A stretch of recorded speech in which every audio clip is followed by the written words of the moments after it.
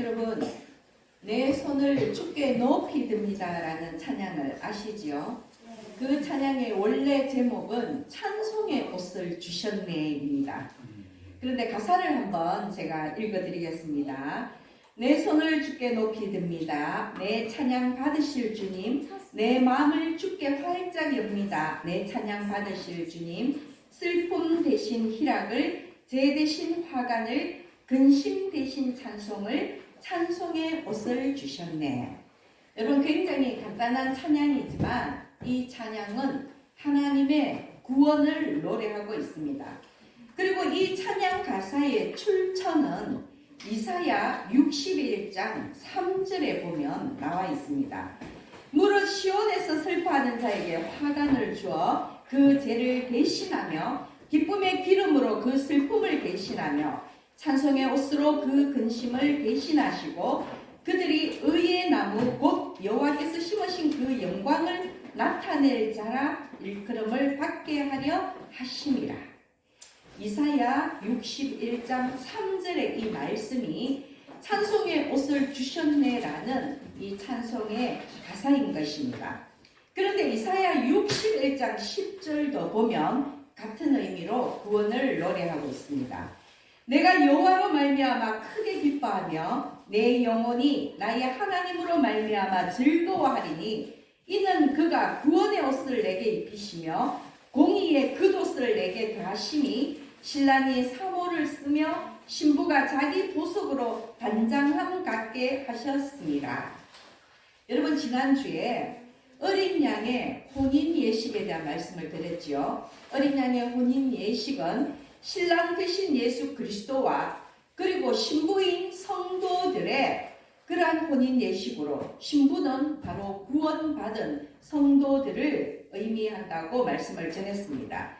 이때 신부가 입는 옷이 희고 빛나는 세마포 옷, 신부의 순결, 정결을 뜻하는 그러한 옷이라고 말씀을 전했는데요.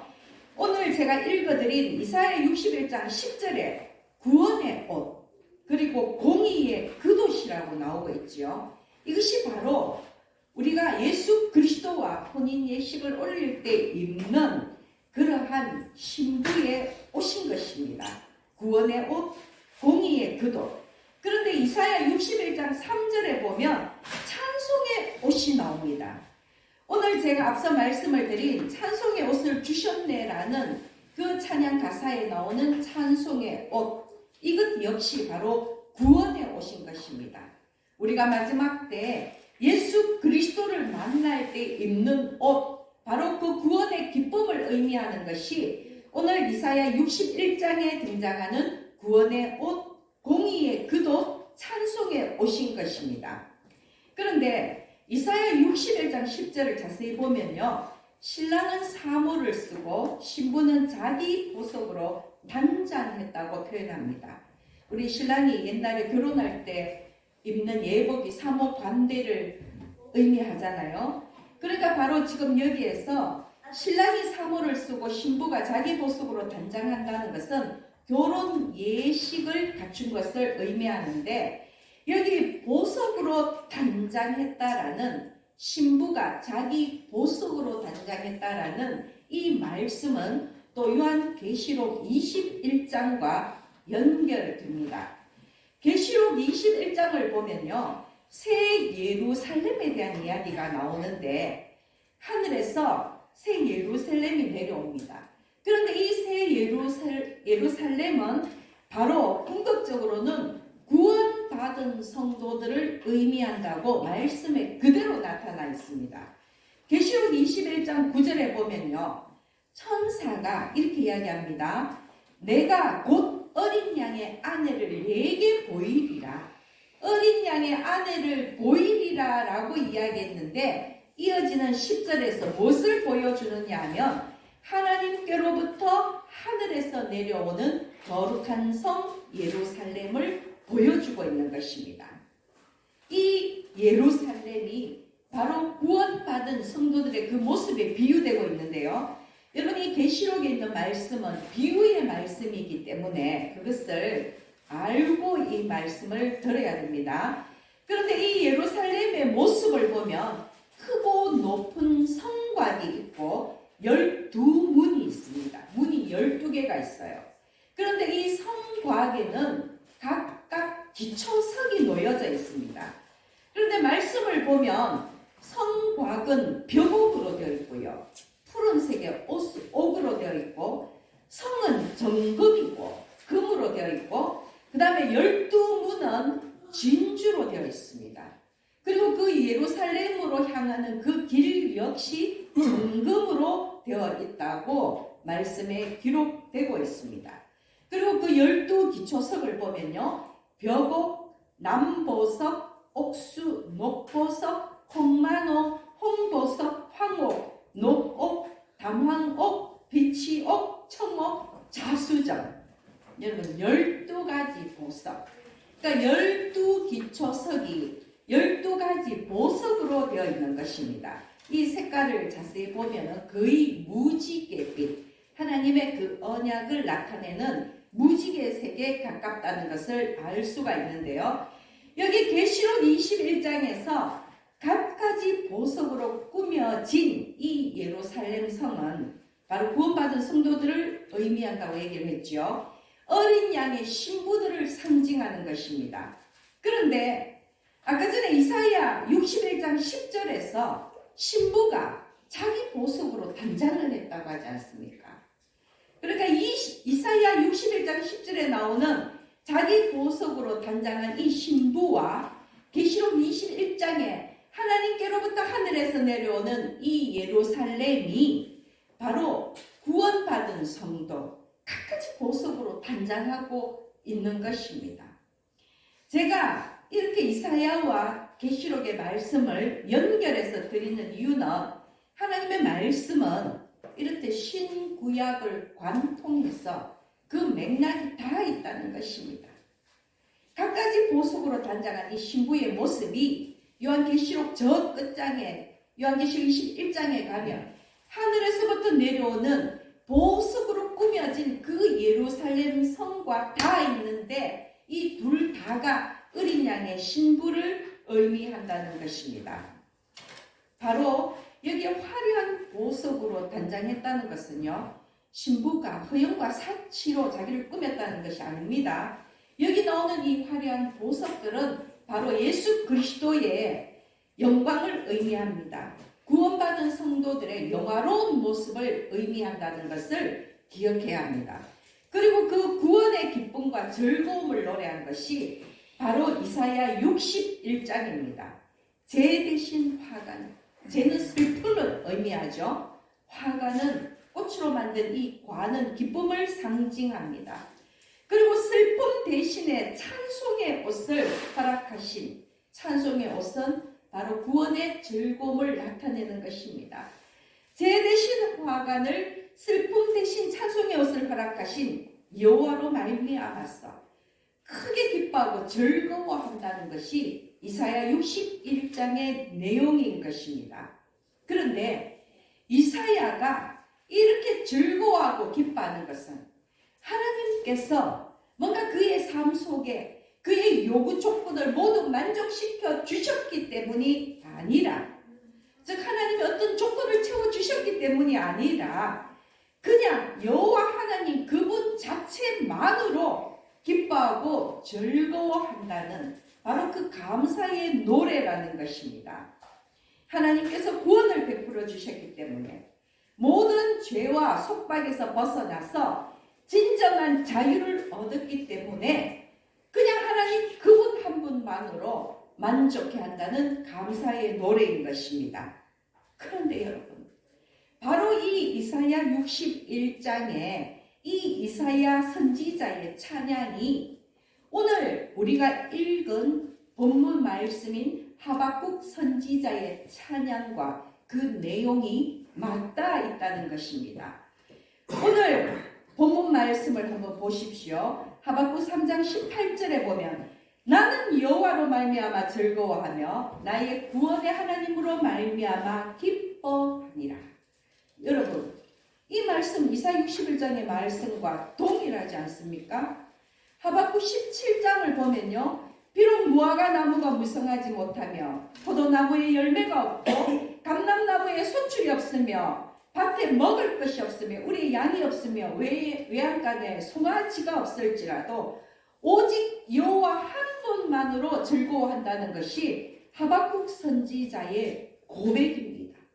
이사야 61장에 나오는 이사야 선지자의 그 구원의 노래와 지금 하박국 3장에 나오는 하박국 선지자의 구원의 노래가 똑같이 맞닿아 있다는 것입니다.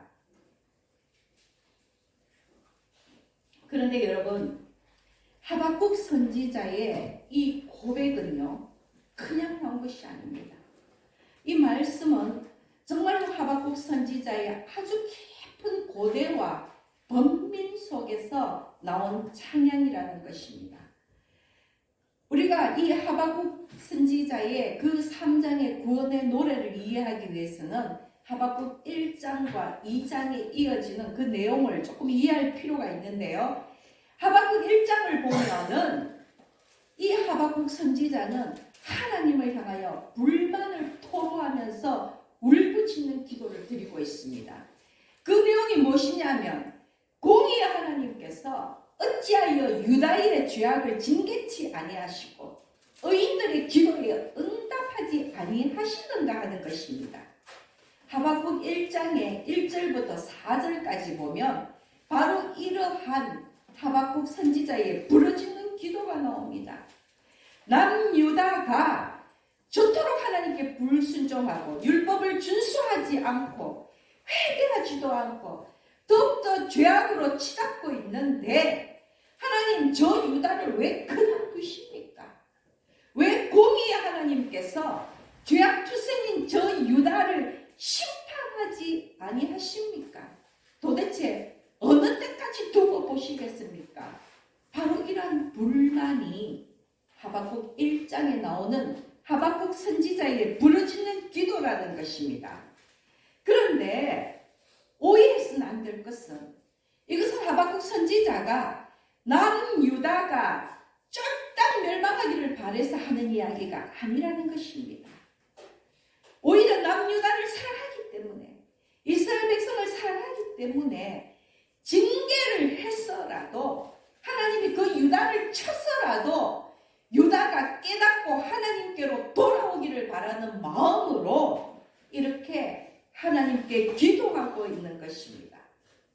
하나님의 징계는 두렵지만 유다가 영원한 죄악에 빠져서 멸망하기를 바라지 않기 때문에 오히려 이 남유다를 징계해달라고 심판해달라고 하박국 선지자가 기도하고 있는 것입니다. 그렇기 때문에 이 하박국 선지자의 기도 속에는 현실에 대한 하박국 선지자의 고뇌가 느껴지는 것입니다.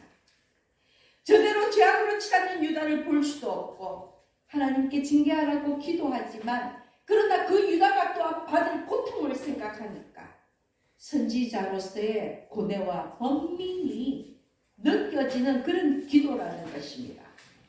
그런데 이 질문에 대한 하나님의 응답은 절대로 남유다의 죄악을 방관하지 않고 반드시 심판하겠다는 것입니다. 바벨론 제국을 들어서 이 남유다를 징계하시겠다고 응답하셨습니다. 그러자 이어지는 하박국 선지자의 두 번째 질문이 있습니다. 하박국 1장 12절에서 17절을 보면 나옵니다.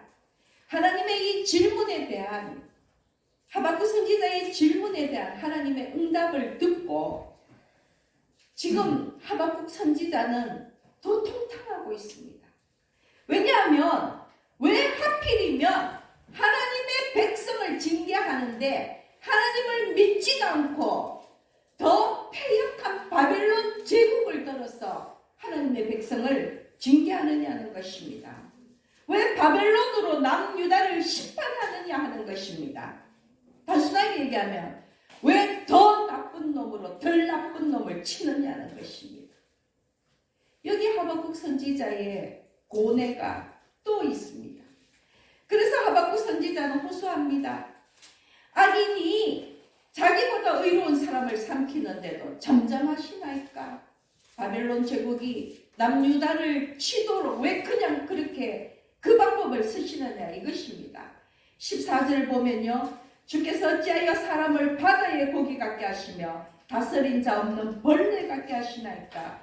그가 낚시로 모두 낚으며 거물로 잡으며 투망으로 모으고 그리고는 기뻐하고 즐거워하여 그가 그물을 떨고는 계속하여 여러 나라를 무자비하게 멸망시키는 것이 옳으니까. 이것이 하박국 선지자의 하나님을 향한 두 번째 질문인데요. 내가 남유다를 징계해달라고 했지만 그 징계 이유는 남유다가 징계를 받고서라도 깨닫고 돌아오기를 원했어인데 그렇다고 하나님 어찌하여 더 악한 바벨론을 통하여 남유다를 치느냐는 것입니다. 바벨론이 얼마나 잔혹한 무리라는 것을 우리가 성경을 통해서 알고 있습니다. 낚시로 그물로 투망으로 고기를 잡듯이 낚시로 잡고 그물로 잡고 투망으로 잡는다고 생각해 보십시오. 꼼짝달싹 없이 모든 고기가 다 잡힙니다. 이 유다가 그렇게 무력한 고기와 같이 바벨론에게 잡아먹히는 것을 그것을 원하시느냐는 것입니다. 그뿐만이 아니라 이 바벨론은 유다를 삼키고도 그물을 떨고는 이 유다를 삼키고 나서는 다른 나라까지도 똑같이 악한 방법으로 멸망시키는데 하나님 이것이 옳은 것입니까? 지금 하박국 선지자는 하나님께 다시금 하소연하고 있습니다. 이 하박국 선지자는 이러한 하나님의 답변을 하나님의 이러한 징계의 방법을 이해할 수 없었기 때문입니다.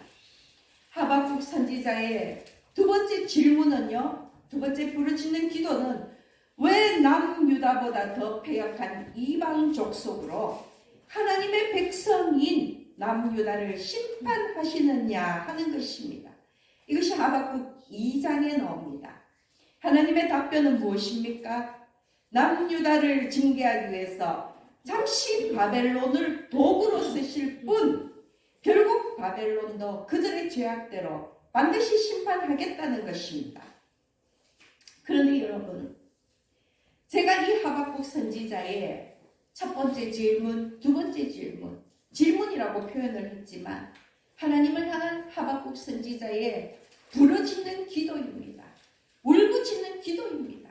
통탄의 기도입니다. 그런데 이 하박국 선지자의 고민을 이 기도를 말씀드린 것은 오늘 하박국 선지자의 이 고민이 바로 우리의 고민이기 때문입니다. 우리 그렇게 기도하지 않습니까? 하나님은 왜 죄악 세상에 패역한 자들을 저 악인들을 그냥 그대로 두시느냐는 것입니다. 하나님께 불순종하고 범죄하는 자들을 왜